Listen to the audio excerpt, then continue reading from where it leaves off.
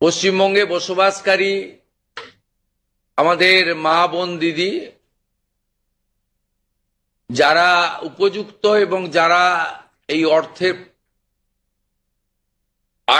অর্থ পেয়ে আর্থিক নিরাপত্তা পান, কেবলমাত্র তাদের জন্যই এই স্কিম বা অর্থ দেওয়া উচিত বলে আমাদের বর্তমান মন্ত্রিসভা মনে করে।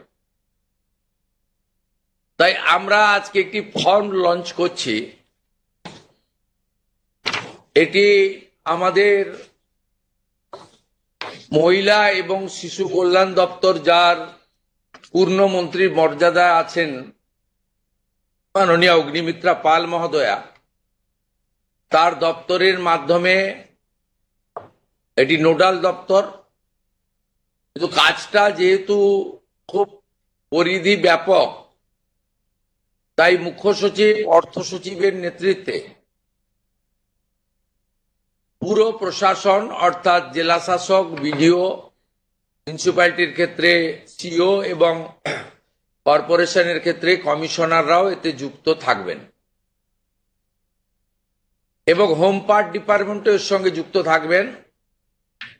ভোটার তালিকা তৈরি করা সহ আমাদের যারা আধারের কাজ করেন তারাও যুক্ত থাকবেন, অর্থাৎ ওয়েবেল, আইটি সবাই মিলে একটি পরিচ্ছন্ন তালিকা কেবলমাত্র উপযুক্ত যারা প্রাপক তারা পাক, আমরা এটা চাই।